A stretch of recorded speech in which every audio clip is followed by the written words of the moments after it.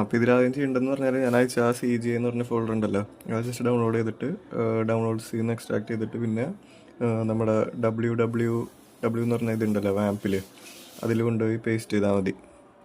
ആ പാത്ത് എന്ന് പറഞ്ഞാൽ ഇത് മറ്റേ സിയിൽ WAMP64 എന്ന് പറഞ്ഞിട്ട് അതിൽ കൊണ്ടുപോയി ആ ഫോൾഡർ പേസ്റ്റ് ചെയ്തിട്ട് പിന്നെ അത് ജസ്റ്റ് VS കോഡിലൊന്ന് ഓപ്പൺ ചെയ്യാം.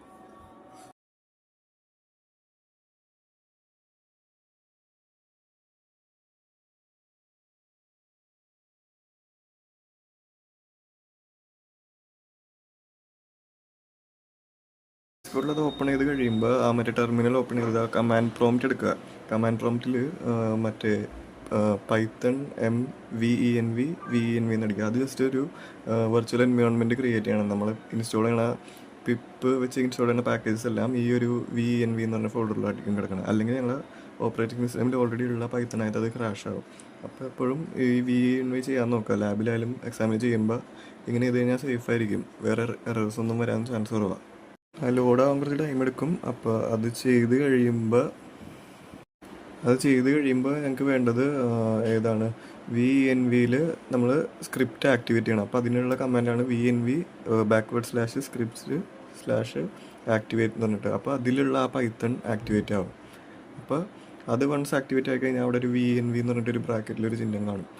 അത് കിട്ടിക്കഴിഞ്ഞാൽ ഞങ്ങൾക്ക് ഇപ്പോൾ ഓൾറെഡി ഉള്ള പൈത്തൺ ഞങ്ങൾക്ക് യൂസ് ചെയ്യണം. അപ്പോൾ പൈത്തൺ അടിച്ചു കഴിഞ്ഞാൽ ഈ പൈത്തൺ എവിടെയൊക്കെ ഉണ്ടെന്നുള്ള ഒരു എന്താ പറയുക കമാൻഡ് ഞങ്ങൾക്ക് കിട്ടും.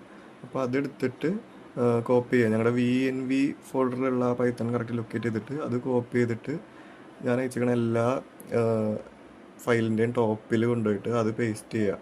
അപ്പോൾ അത് ചെയ്യണത് എന്തിനാന്ന് പറഞ്ഞാൽ ആ പൈത്തൺ വെർഷൻ ആയിരിക്കും ഞങ്ങൾ ഉപയോഗിക്കുന്നത് ഈ CGI സ്ക്രിപ്റ്റ്സിനെല്ലാം. അപ്പോൾ അത് ജസ്റ്റ് അവിടെ ഏറ്റവും പൊക്കത്തെ എക്സ്ക്ലമേഷൻ മാർക്ക് മാറാണ്ട് നോക്കണം, അവിടെ കൊണ്ടുപോയി പേസ്റ്റ് ചെയ്യുക.